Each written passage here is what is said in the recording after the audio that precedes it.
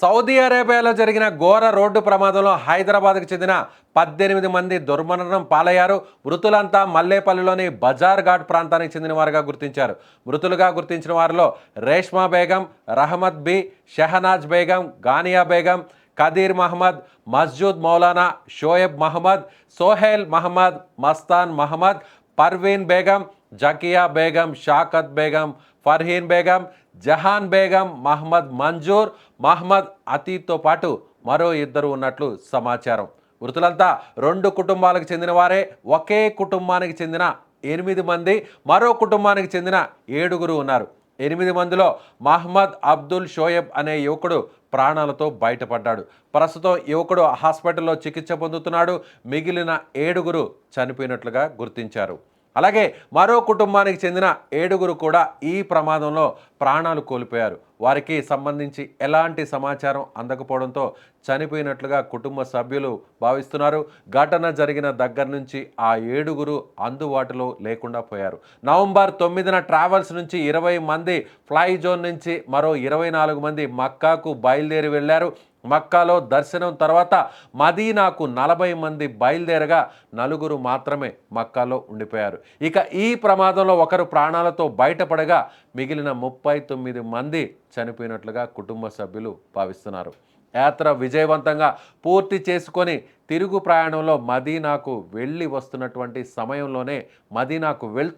సమయంలోనే ఈ ప్రమాదం జరగడం తీవ్ర విషాదాన్ని నింపింది.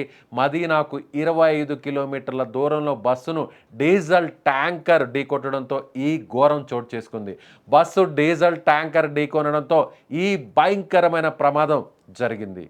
ముఖ్యంగా హైదరాబాద్కు సంబంధించినటువంటి 2 కుటుంబాలకు సంబంధించినటువంటి వ్యక్తులే చనిపోవడం నిజంగా బాధాకరం.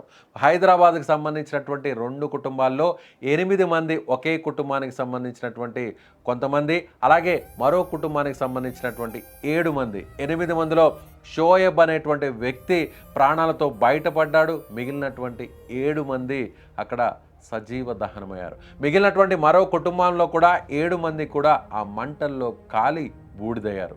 సో ముఖ్యంగా మహిళలు కూడా, పురుషులతో పాటు మహిళలు కూడా ఈ ప్రమాదంలో చనిపోయినట్టుగా తెలుస్తుంది. మీరు స్క్రీన్ మీద చూడొచ్చు. సో హైదరాబాద్ నుంచి మక్కాకు వెళ్ళి మక్కా సందర్శన పూర్తి చేసుకున్న తర్వాత అక్కడ తిరుగు ప్రయాణంలో మదీనాకు వెళ్తున్నటువంటి వారు ఈ విధంగా చనిపోయారు. మీరు అక్కడ స్క్రీన్ మీద ఆ డిఫర్డ్ విజువల్ చూడొచ్చు. ఏ విధంగా డీజిల్ ట్యాంకర్ని ఆ బస్సు ఢీ కొట్టిన తర్వాత వచ్చినటువంటి అగ్ని కీలకులు ఏ విధంగా ఆ రాత్రి సమయంలో ఆ విధంగా అక్కడ మంటలు ఎలా వ్యాప్తి చెందుతున్నాయో మీరు ఒక్కసారిగా స్క్రీన్ మీద చూడొచ్చు. అదేవిధంగా చనిపోయినటువంటి వారు, ముఖ్యంగా చనిపోయినటువంటి మహిళల ఫొటోస్ కూడా మీరు చూడవచ్చు. హైదరాబాద్కి సంబంధించినటువంటి 2 కుటుంబాలు ఈ ప్రమాదంలో చనిపోవడం, కుటుంబానికి సంబంధించినటువంటి మొత్తం అందరు వ్యక్తులు కూడా చనిపోవడం, అందులో కేవలం ఒక వ్యక్తి మాత్రమే ప్రాణాలతో బయటపడ్డాడు. సో ప్రాణాలతో బయటపడినటువంటి వ్యక్తి షోయబ్. ఎస్, మీరు స్క్రీన్ మీద చూడొచ్చు.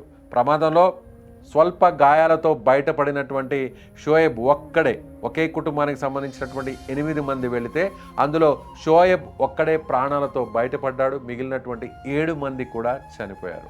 వీళ్ళంతా హైదరాబాద్కి సంబంధించినటువంటి మల్లేపల్లికి సంబంధించినటువంటి వ్యక్తులు. సో నిజంగా వీరందరూ కూడా ఈ నెల 9వ తారీఖున ఎంతో సంతోషంగా వెళ్ళారు. పవిత్రమైనటువంటి మక్కా మదీనా సందర్శనకు వెళ్ళినటువంటి ఈ కుటుంబాలు, 2 కుటుంబాలు కూడా ఇప్పుడు కుటుంబంలో ఉన్నటువంటి అందరినీ కోల్పోవడంతో, సర్వస్వం కోల్పోవడంతో ఇప్పుడు ఆ కుటుంబానికి సంబంధించిన వారెవ్వరు కూడా మిగలకపోవడంతో సో కుటుంబ సభ్యులు, బంధువులందరూ కూడా ఇప్పుడు శోక సముద్రంలో మునిగిపోయారు. ఓ కుటుంబానికి సంబంధించినటువంటి సమాచారం ఇప్పటి వరకు కూడా రాకపోవడంతో ఆ కుటుంబంలో ఉన్న 7 మంది కూడా చనిపోయి ఉంటారని సో ఇక్కడ ఉన్నటువంటి హైదరాబాద్లో ఉన్నటువంటి తోటి బంధువులు, సహచరులు, మిత్రులందరూ కూడా భావిస్తున్నారు. ప్రస్తుతం వారికి సంబంధించినటువంటి ఎలాంటి ఇన్ఫర్మేషన్ లేకపోవడంతో, వాళ్ళ మొబైల్స్ ఫోన్స్ పనిచేయకపోవడంతో, వాళ్ళ దగ్గర నుంచి క్షేమ సమాచారం రాకపోవడంతో వాళ్ళు కూడా చనిపోయి ఉంటారని సో ఇక్కడ ఉన్నటువంటి బంధువులు అయితే చెప్తున్నారు. సో ప్రస్తుతం బస్సులో ఉన్నటువంటి 38 మంది సో 40 మందికి పైగా ప్రయాణిస్తున్నారు. అందులో బస్సు డ్రైవర్ షోయబ్ అనేటువంటి హైదరాబాద్కి సంబంధించినటువంటి వ్యక్తి, వీరిద్దరు మాత్రమే ప్రాణాలతో బయటపడినట్టుగా తెలుస్తోంది. సో ప్రమాదానికి గల కారణాలు పూర్తిగా తెలియాల్సినటువంటి పరిస్థితి. దీనికి సంబంధించి కూడా ఇప్పటికే విచారణ చేపట్టింది అక్కడ సౌదీ ప్రభుత్వం. సో ప్రమాదం ఏ విధంగా జరిగింది అనేటువంటి సమాచారాన్ని కూడా సీసీటీవీ ఫుటేజ్, అక్కడ ఉన్నటువంటి స్థానికులు, అలాగే బస్సు డ్రైవర్ను కూడా విచారిస్తున్నారు. ముఖ్యంగా ఇలాంటి ఘటన, సో బస్సు ప్రమాదం జరగడం, ఆ బస్సు నేరుగా డీజిల్ ట్యాంకర్ని ఎలా ఢీకొట్టింది, ముందు నుంచి వెళ్తున్నటువంటి బస్సుని ట్యాంకర్ వెనక నుంచి వచ్చి ఢీకొట్టిందా, లేదంటే ముందు వైపుగా వెళ్తున్నటువంటి డీజిల్ ట్యాంకర్ను వెనక వైపు నుంచి వస్తున్నటువంటి బస్సు ఢీకొట్టినట్టుగా ప్రస్తుతానికైతే మాత్రం సమాచారం అవుతుంది. స్క్రీన్ మీద మీరు ఆ డిఫర్డ్ విజువల్ను కూడా మీరు ఒకసారి చూడొచ్చు. ఒక్కసారిగా ఆ ట్యాంకర్ బోల్తా పడినటువంటి దృశ్యాలు మీకు అక్కడ కనిపిస్తున్నాయి. పక్కన మీకు స్క్రీన్ మీద చూడవచ్చు, కుడివైపున బస్సు పూర్తిగా కాలిపోయినటువంటి ఆ ఫోటో కూడా మీరు ఆ ఇమేజ్ను కూడా చూడొచ్చు. బస్సు పైకి ట్యాంకర్ కూడా పైకి ఉన్నటువంటి దృశ్యాలు మనకు కనిపిస్తున్నాయి. సో అక్కడ మంటల్లో పూర్తిగా కాలి బూడిదైనటువంటి పరిస్థితులు అక్కడ చాలా స్పష్టంగా మనకు కనిపిస్తున్నాయి. చనిపోయిన వారిలో ఎక్కువ మంది మహిళలే ఉన్నట్టుగా తెలుస్తుంది. వీరందరూ కూడా హైదరాబాద్కి సంబంధించినటువంటి వాస్తవ్యులు ఎక్కువగా ఉన్నట్టుగా తెలుస్తుంది. సో పూర్తి సమాచారం రావడానికి మరికొన్ని గంటల సమయం పట్టేటువంటి అవకాశం ఉంది. ఇప్పటికే తెలంగాణ ప్రభుత్వం అలాగే స్థానికంగా ఉన్నటువంటి పోలీసులు కూడా సహాయక చర్యలు ఏర్పాటు చేస్తున్నారు. ప్రత్యేకంగా కంట్రోల్ రూమ్ను కూడా ఏర్పాటు చేశారు. హైదరాబాద్కు సంబంధించినటువంటి వారి సమాచారాన్ని కూడా పూర్తి స్థాయిలో రాబట్టేటువంటి ప్రయత్నం చేస్తున్నారు. సో ఇక్కడున్నటువంటి తెలంగాణ ప్రభుత్వం మన భారతదేశానికి సంబంధించినటువంటి విదేశాంగ శాఖతో కూడా అక్కడ ఉన్నటువంటి సౌదీ ప్రభుత్వానికి సంబంధించినటువంటి అధికారులతో కూడా మాట్లాడుతున్నారు. సో అక్కడ ప్రస్తుతం అక్కడ ఉన్నటువంటి మృతదేహాలను, సో అక్కడున్నటువంటి వారికి సంబంధించినటువంటి సహాయక చర్యలను చేపట్టడానికి మృతదేహాలను తిరిగి పోస్ట్మార్టం పూర్తి చేసిన తరువాత సో ఇక్కడికి ఇండియాకు తీసుకొచ్చేటువంటి ప్రయత్నం కూడా చేస్తున్నారు. అదేవిధంగా ముఖ్యంగా పూర్తిగా కాలిపోయినటువంటి మృతదేహాలను గుర్తించడం కూడా చాలా కష్టతరంగా మారిందనేది అక్కడ ఉన్నటువంటి సమాచారం, అక్కడ అధికారులు చెప్తున్నటువంటి సమాచారం. చనిపోయినటువంటి వారందరిని కూడా గుర్తించడానికి డిఎన్ఏ పరీక్షలు చేయాలి. సో వీరిని డిఎన్ఏ పరీక్షల్ని ఎలా చేయాలనేది, అంటే ఇక్కడ ఉన్నటువంటి హైదరాబాద్లో ఉన్నటువంటి వారి మిగిలినటువంటి కుటుంబ సభ్యుల నుంచి ఆ సమాచారాన్ని, ఆ పరీక్షలను నిర్వహించి ఆ డేటాను కలెక్ట్ చేస్తారా ఏంటి అనేది కూడా మరికొన్ని గంటల్లో కూడా ఒక స్పష్టత వచ్చేటువంటి అవకాశం ఉంది. ఒకవేళ పూర్తిగా మంటల్లో పూర్తిగా కాలిపోయి ఉంటే, సో ఆ మృతదేహాల్ని గుర్తుపట్టలేని విధంగా ఉంటే మాత్రం ఖచ్చితంగా ఇక్కడి నుంచి ఆ కుటుంబ సభ్యులను, వాళ్ళ బంధువులను అక్కడికి దగ్గరగా ఉన్నటువంటి రక్త సంబంధికులను అక్కడికి పంపించి వారి ద్వారా డిఎన్ఏ టెస్ట్ను చేసేటువంటి అవకాశం ఉంది. లేదంటే ఇక్కడి నుంచి కొన్ని నమూనాలను సేకరించి సౌదీకి పంపించేటువంటి పరిస్థితులు ఉంటాయి. సో ఇదంతా పూర్తవడానికి కొన్ని రోజుల సమయం పట్టేటువంటి అవకాశం ఉంది.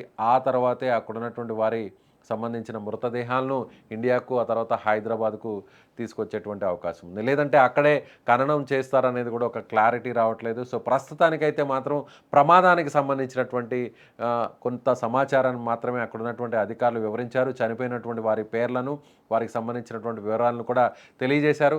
ఇందులో మన హైదరాబాద్కి సంబంధించినటువంటి ఒక కుటుంబంలోని షోయబ్ అనేటువంటి ఒక వ్యక్తి మాత్రమే ప్రాణాలతో బయటపడ్డాడు. సో ఆ వ్యక్తి ఇచ్చేటువంటి సమాచారం మేరకు మిగిలినటువంటి తదుపరి కార్యక్రమాన్ని కూడా అధికారులు పూర్తి చేసేటువంటి అవకాశం ఉంది. ఇటీవల వరుసగా జరుగుతున్నటువంటి ప్రమాదాలు తెలుగు రాష్ట్రాల్లో, అటు కర్నూలు ప్రమాదం, ఆ తర్వాత తెలంగాణ పరిధిలో ఉన్నటువంటి చేవెళ్లలో జరిగినటువంటి ప్రమాదం, ఆ తర్వాత మహారాష్ట్రలో జరిగినటువంటి ప్రమాదం, ఇలా వరుస ప్రమాదాలు చాలామంది అందులో ప్రయాణిస్తున్నటువంటి ప్రయాణికులను బలిగొంటున్నటువంటి పరిస్థితులు మనం చూసాం. సో మీరేమనుకుంటున్నారు? ఎంతో సంతోషంగా పవిత్రంగా వెళ్ళి అక్కడ మక్కా సందర్శనను పూర్తి చేసుకొని మదీనాకు వెళ్ళి తిరుగు ప్రయాణం కావాల్సినటువంటి వీరందరూ కూడా, ఈ 2 కుటుంబాలు కూడా ఇలా అగ్ని కీలకల్లో, ఇలా మంటల్లో చిక్కుకొని ప్రాణాలు పోగొట్టుకోవడం నిజంగా బాధాకరం. సో మీరేమనుకుంటున్నారో మీ అభిప్రాయాన్ని ఖచ్చితంగా కామెంట్ రూపంలో తెలియచేయండి.